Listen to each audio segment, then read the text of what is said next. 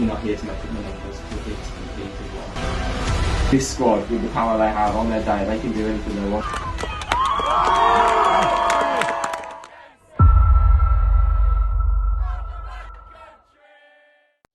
Hello and welcome to the Stourbridge FC Women's Monthly Press Conference. Joining me today is Andy Fisher and Alex. How are you both? Very well, thank you. Yeah, all good, thank you. Excellent. As always, we'll go through some questions from inside the room and some that's been sent in to us from social media. First of all, I'd just like to say congratulations on a fantastic week of football for yourself and for Leeds United. I thought the actual coverage building up to the week and the day itself was definitely something that's very commendable, and something from a fan's point of view was absolutely amazing. So that's great to see. The last couple of weeks must have been a bit like a whirlwind for you, Andy. Lots of exposure for you going into the plate final, capped off by a great day for the club. How would you describe being in a final of this magnitude? Yeah, it has been a whirlwind, without a shadow of a doubt. It's been an exciting whirlwind for all of us, for the players, for the club. It's up there with one of the greatest days, I think, as a club. I was thinking about it driving here. To be fair, I was thinking actually, when you think about the kind of last 4 or 5 years, and some of the moments we've had of winning the league and the League Cup last year and the Derby County game, and so and that one goes straight up there. Not capped off with winning the plate, but honestly, it's going to sound really kind of, textbook in a sense that it was all about the day and that, but it generally was. You wouldn't believe, and I said it to these at training on Tuesday night, you wouldn't believe the response that the players have given. What they've done is show me something else. They've shown me a different character, and they've proven, why we are doing so well, why we are together, because they all just pick each other up. There was no moans and groans, in the club here afterwards. We won the cup. And in other circumstances, I might have questioned that, but actually in this circumstance, we wanted to just enjoy the occasion and the day, and I can tell you the players absolutely did that. They embraced it. They know about the performance. They know what we could have done better. We've looked at the footage again today, me and Mike, and we know we could have made a bit better of a count of ourselves. But what has been circulating on our group was the raw when an official scored the goal. That was put up in the group today, and honestly, it's incredible to hear. It really is, and it shows the magnitude of the fans of the club, and of the achievements they've made to this point. So it's up there with one of the best moments for me anyway, and I'm sure for the club. This is the first time that the Stourbridge senior side has reached an English National League final. The chairman was there, the vice chairman was there, Stuart Pierpoint from the men's team was on commentary, men's season ticket holders was all at the game. How did it feel that you and your team are the ones just making history within the club? Alex, feel free to jump in on that as well. Yeah, I mean, it feels great. We continue to do that, don't we? I suppose it's something we used to over the last year. What we're probably not used to is having the magnitude of support that was there on the day. And like I say, that kind of raw when it went up, and it wasn't just in the shed end at Stourbridge where it does feel good when we score a goal and you hear the roar. It was behind us to our left, behind the goal. I remember celebrating towards behind the goal because I just saw the flags and the fans. I think where you lot were, but there was still fans. So it was the magnitude of that and everybody being there, which I just thought was great. And it's always great to have representations from the men's side, and that's really important. And that needs to continue. It's not just about doing it on cup final days, is it? It's about now doing it as much as people can to get down and support this group of players.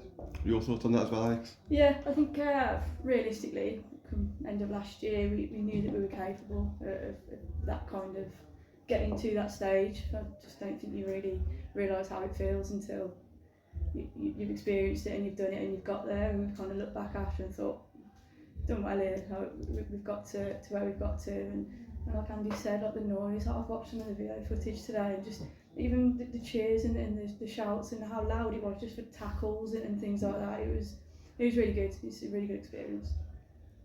Congratulations, Andy, on your personal milestone over the past 4 weeks, reaching 150 appearances in the dugout. What are your happiest memories in that time?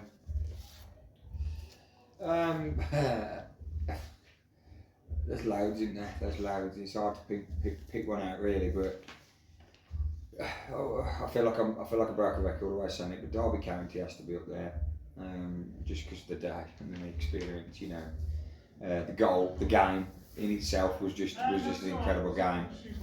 But I think winning the league and winning the League Cup last year was great. Live Town and that feeling of being able to lay our hands on the championship. And now that we're promoted to the National League, we'll never be beaten. You know, I say that could be beaten this year. No, it won't, because I think just getting into the National League's a feat in itself. So that was great, and that will always stick in my memory, especially after the kind of COVID years as well, where you know we had to be pegged back a couple of times. So. Yeah, it has to be that really. He's winning the league and getting us promoted. It's followed very closely by Derby County. Alex, when joining in 2020, Andy would have kind of gave you his expectations for the club.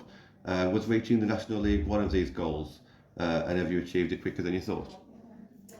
I mean, yeah, he said a fair few things, and you know, I knew that I was coming to a team that had so much ambition, and but to be honest, yeah, it has surprised me how quickly we've done it. But once you kind of get into it, you start playing. The more games that we were playing, really did start to think, do you know what? Yeah, we are going to do it. We are going to get there. And I mean, last year it was a great season all round, really.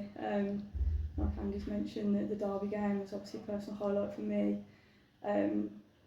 But just, you know, getting over the line and getting that league secured and that promotion to National League, it was a bit of a sigh of relief, kind of, this is where we're going, this is what we can do. And I think we knew last year as well that we weren't going to stop. I mean, Andy's favourite thing to say is we don't stop.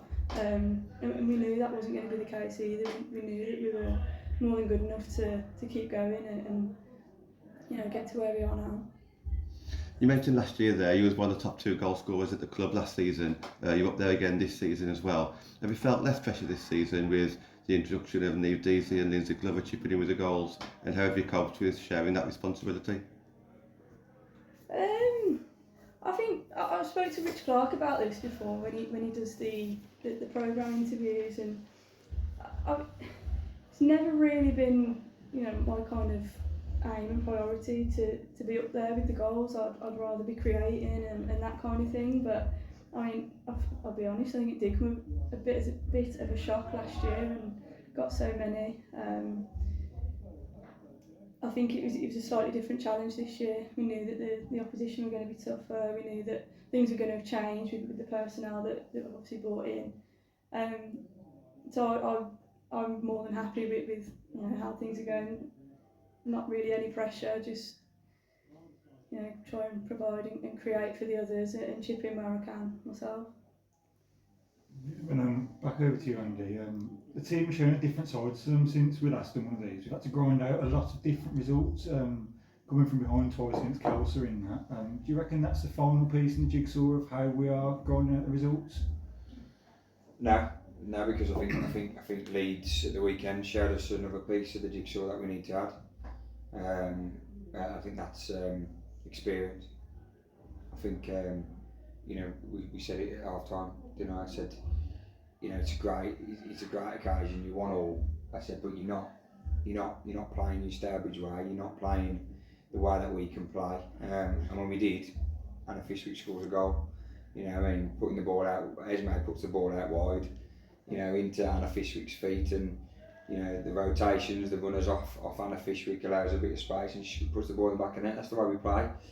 So, for me, yes, it's we've shown that bit of character that we haven't necessarily had to show previously at times. You know, in this division when we've ground out results, and even just the Lincoln game itself being 1-0 down and putting it back to 2-1, even though we slipped at the end. But you know, yes, there's different character that we've had to show, but I generally think we've got that in our locker just because of the family feel and the togetherness of the group, and they always know and trust their own ability.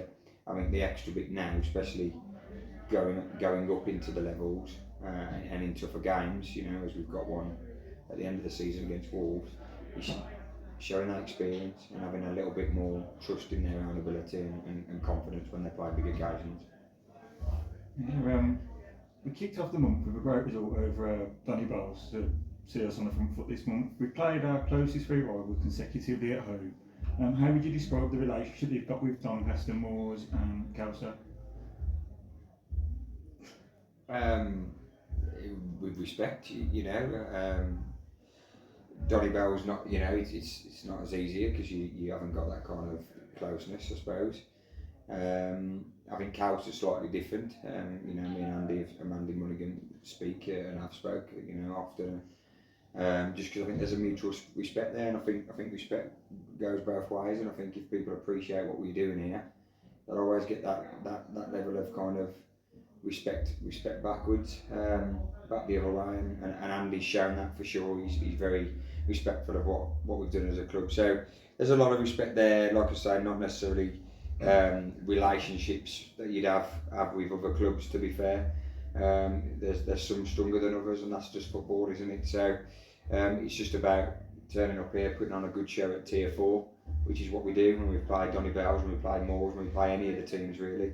It's always a good show. And as a group of people within the women's game, keep growing the sport as best we can, and that's the respect I've got for any opposition manager or teams in this division. And recently we've seen a new FA Women's National League YouTube channel released a video on Amber Lawrence based around her. How impressed are you on that and the club, the rivals, and the Women's League in general? Oh, it's brilliant, and it's you know, keep pushing that. It's amazing when I think about, you know, the Lammy one. It was great. It was great that I was part of it, you know, and I know Lammy enjoyed it. You know, they've been out to her home and to workplace, and that's just great. Because what it does do is it shows that investment into the women's game again, isn't it? That you're actually showing a focus into these you know, these players. So it's great, it's exciting, and we need to keep doing more and pushing those things. That is the side of the game that we need to keep pushing and growing, and that's why you're going to keep getting the bigger fans and you know, the publicity that I think we've had from that, and Lammy's had from that, and the football community coming together, you know, saying to Lammy about, you know, making comments to Lammy about it has been great. So I'm impressed, and you know, I hope it continues. Yeah, now over to you, Alex. Similar question to yourself, really. As the fans player of the season last season, how important do you think it is to keep that loyalty with the social media between yourself and the fans on match days? Oh, it is so important. I mean, we talk about it so often, like in group chats, just at training, how important it is that the fans, you know, that their support and how valued it is, and it really doesn't go unnoticed. So, I mean, anything that we can kind of do to, you know, keep that going, keep that relationship nice and strong, it's only going to be a positive for all of us. I mean, yeah, it's been great, and it has been ever since I've joined, to be honest, and it's just getting stronger and obviously going from strength to strength. Yeah, and last one from me. You've been on this journey since Tier 6 with Stourbridge. If you could highlight one player in your time at the club who supported you the most throughout that time, who would it be? I just don't think that's possible. I mean, again, something else Yourself. constantly mentioned is just the togetherness of everyone. Like, someone's having a bad day, like, you get other people coming and putting their arm around them and, you know, but bringing them back up. So I couldn't possibly just choose one player. I mean, the obvious choice is maybe Lammy. Just she was a big reason why I obviously joined in the first place, and, you know, kept that support and that kind of thing from day one really, and just keeps that kind of going. But yeah, just everyone. There's no real standout answer there, just because of how close we are. Yeah, my first question comes to you, Andy. You mentioned there after the defeat in the final, of course, we've responded really well. Obviously, historically, we know we've responded well to defeats in the past. I'm thinking, you know, Sheffield at the start of the season, Sutton Coldfield last season. What is it sort of about the squad that means we can respond so well to defeats? I think it's the character of the group. As I've said, you know, when we've done it in games, Kieran, really, we've been 2-1 down, and you know, sorry, 1-0 down to we was 2-1 down to Calcer, 1-0 down to Lincoln, and we've been able to 1-0 down to Derby. You know, we've been able to drive ourselves and push ourselves and believe in ourselves in those moments. So I think that's what it is really. Is that actually what we do is we acknowledge where things have gone wrong in the game, and actually don't let it hit us too hard. And you know, the staff behind the scenes work really hard within those 24 hours, 48 hours of playing a game where we've dropped points, or we've not performed as well as we should have. And we put the things right really quickly on the training pitch. You know, and you know, the big thing from the Leeds game really is that I don't think there was a massive amount done wrong. I think the system was right. I think the system was right. I think we had some really good phases of play. I think we were just really lacking in experience and confidence of being able to, you know, really push ourselves and do the Stourbridge thing. And I think the occasion got to us a little bit. So we'll just carry on doing what we need to as we always do come this Sunday. I think, as I've said, probably after Sunday, I've seen a different level of kind of resilience with the group, you know, because they just enjoyed themselves. They enjoyed it after Sunday, and they have done since. So I'm hoping that'll put us in good stead, and we'll bounce back with a good result on Sunday.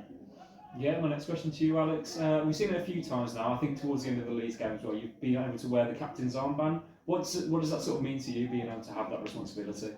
Oh, it's a huge honour, to be honest. Just, you know, the magnitude, the stature of this club, being able to do that, and you know, following the footsteps of Lammy and Courtney, and it's been great. You know, to kind of get that opportunity, and it just gives you that next level of, I don't even know how to explain it, just that, you know, bit of go, a bit of motivation, and it's a great honour. They're a great bunch, so it's always, you know, kind of well received, and you know, everyone just respects everyone anyway, so it's, you know, not really a massive change, but just to wear that, it's great. Yeah, and my next question comes in from our friend Anthony Wilson on social media. He says, Alex, to you, obviously, you know, there's a lot of football still to be played so far this season. What do Mike and Andy do to sort of keep you grounded as a group? Andy's favourite phrase, stay humble.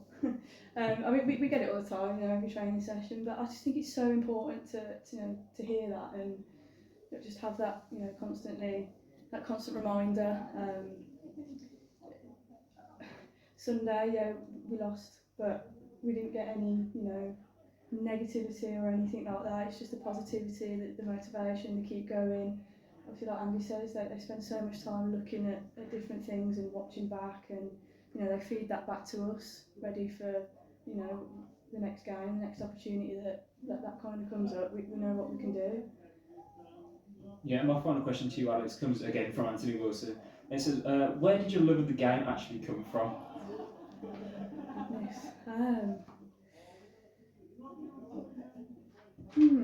I don't really know, to be honest. It's quite a long time ago now. My dad probably. We used to watch a lot of football together, and I always used to, you know, kiss whatever I could at the time. But yeah, he used to take me to watch Kidderminster for years and years and years. So I think from then on, it's kind of, you know, growing from there. Yeah, and coming back to you, Andy, we have such important games coming up here. The home advantage, of course, we think is going to be a big crucial factor. And like it was at Leeds, do you reckon that sort of fan, you know, having the fans alongside you there, do you reckon that'll make a difference? Always does. I think the War Memorial's a terribly difficult place for anybody to come.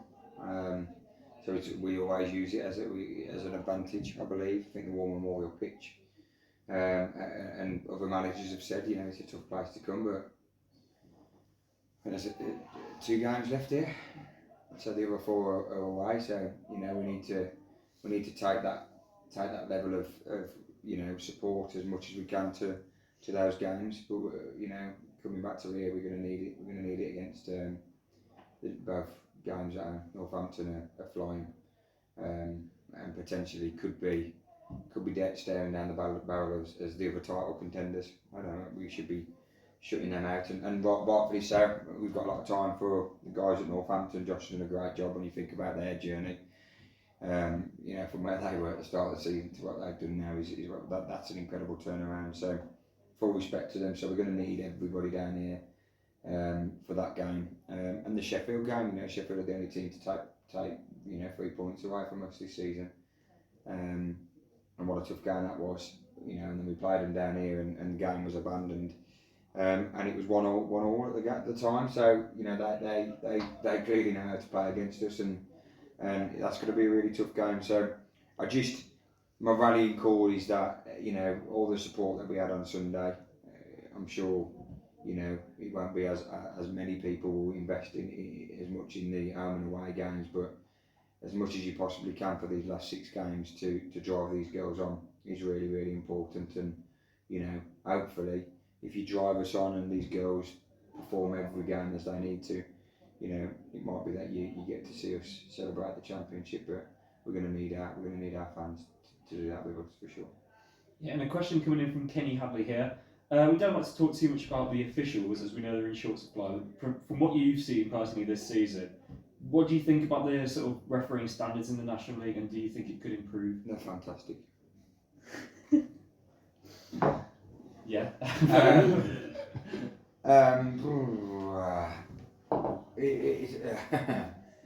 I think there's improvement to be done everywhere, isn't there? There's always improvement. There's always a need to develop and improve. I have been disappointed by some of the officiating, some of the decisions that are made. I mean, there's a lot of inconsistencies. And I think that's the most frustrating bit. What you might get in one game, you don't get in another. I think there's a lot of work to be done, and I said this at the club development day for the National League when we went over there. I mean, there's a lot of work to be done about the women's game and refereeing the women's game and refereeing the men's game. Because I think I see fouls given that I think are given because it's potentially the women's game, and that frustrates me massively. There's yellow cards and red cards that probably should be given, but not because it's the women's game. And the biggest thing for me is that we kind of get to that point where you allow 3 or 4 challenges. She knows, because you know, if there's anyone who gets hit, her and Zoe Clark, you allow challenges to happen 3 or 4 times, maybe in the women's game that you wouldn't in a men's game.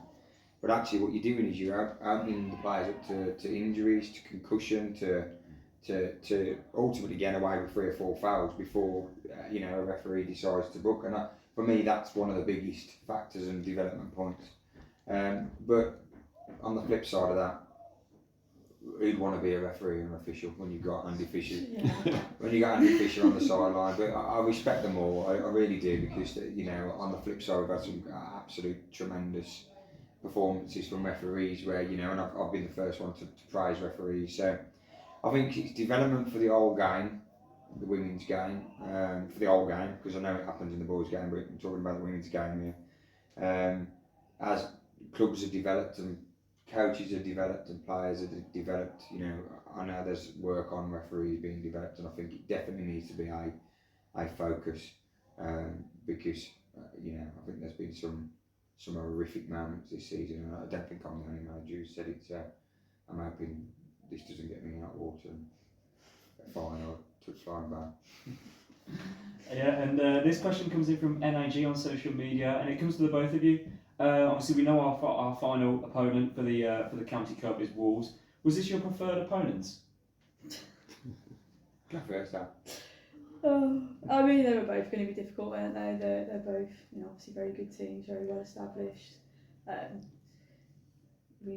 lot of us went and watched the game at the Hawthorns a couple of weeks ago now, and very, very good. But I mean, all we can do is, go and turn up, play the Stourbridge way, and do what we can. And it's a cup game. We're not going to take anything lightly. We're not just going to roll over. So, but both going to be tough, weren't they? So, either way. Wolves the best team in the Midlands. You know, bar you know, Villa and Blues. Wolves, you know, around the National League are absolutely exceptional. Facilities they've got, the staff they've got, should have been up with the Championship in my opinion. So, you know, regardless, whatever the situation, it's just going to be tough. You know, we'll give it our best. If I'd have had a preferred opponent,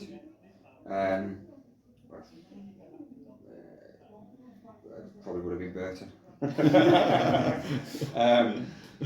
There's no preferred opponent. The Stourbridge v Wolves, Stourbridge v Albion is great in the County Cup final. That's exciting us. I'm just pleased it's not you know, a Wolves v Albion final. That's the main thing. You know, that was important for the women's game this year. That actually people saw that there was a fair draw, and you know, actually another club could go all the way to the County Cup final, and that's what we've done. So the main thing is that we're gonna embrace the day or the night if it's an evening game to be excited. Embrace it and face whoever we've got full on. And you know, if I was Wolves or Albion, I'd be thinking actually, you know, the pressure's on us to make sure we win the County Cup because we're playing the underdogs. And Stourbridge are flying this season and have got some, you know, got some real quality to be able to cause an upset, and that's what we were looking at doing for sure. So we're just gonna embrace the day. What we will do is we'll learn from the Leeds occasion, which is good, you know, and when the occasion get to us and just enjoy it. And my final question here, it's been a lot of talk on it in social media recently. What is your view on the sort of fixture rearranging situation going on currently? I think if you asked me 2 weeks ago, I think you'd have had an answer of frustration and probably upset and disappointment. I've been really complimentary of the National League. I think it's been refreshing, and I've said that to Carol and the team. It's been really refreshing to be part of that league this year and what we've experienced, the club development days that I've been able to go on myself, and the National League plate and all that kind of stuff's great. So that deserves a massive amount of praise. But, you know, and I said it to Carol just after Christmas about, you know, people were quite open about the fixture schedules and the changes, and you know, and I actually reached out to Carol and said, listen, you've got a really tough job. Games are postponed, you know, no one's fault. Cup games come in, it's a really tough job. My frustration sits with what seems like a little bit of unfairness and, you know, inequality and integrity in the game, where, you know, we requested a fixture that we've got coming up in midweek, which will be our 6th midweek fixture, to be put back a week later than the season finished. That was rejected, and then to find out then obviously 2 teams in our league play a fixture on that week. It is quite frustrating, and I'm still unsure why. You know, I get the reasons why that certain fixture hasn't been put midweek. Completely understand that, but I'm still unsure as to why we haven't been allowed that extension, with the fact that we've reached the County Cup final representing the National League with Wolves and Albion, but then we've also reached the plate final representing the National League, and that's the reason why our fixtures have been so hectic. So I just wanted a little bit of, you know, actually support that and allow us to play, and that hasn't happened. So it is what it is. We're here. We've got a big squad, hence the reason why we've got a big squad, to be able to maintain and manage those 3-day weeks, and they're tough. And their game changes, their week changes, their league changes, in my opinion. Playing a 3-game week is really, really demanding on this group. But we're in a good position where the players know this, where we can rotate, and we have to rotate, so players are not playing the demand that's required of 3 games a week. So we're in a lucky position, but others might not be. So frustrated, Kieran, but I'm also respectful and understanding of the National League's position on it. Just for me, just a bit of clarity and a real good reason as to why there was a bit of different decisions made there for different teams in that scenario for me was needed. Thank you both for your time today. Before we go, with 6 games to go in the league and a cup final still to come, is there one game you're looking forward to the most? That goes to you both. Last 30 seconds. Look forward to the most. Probably not really. With just all of them, we look forward to these games. We look forward to when we play 3 times a week. But we look forward to each one, but we do take each one as it comes. And we're not looking towards the end of the season yet. We're looking towards Sunday, and taking each day as it comes really. Yeah, League Town. League.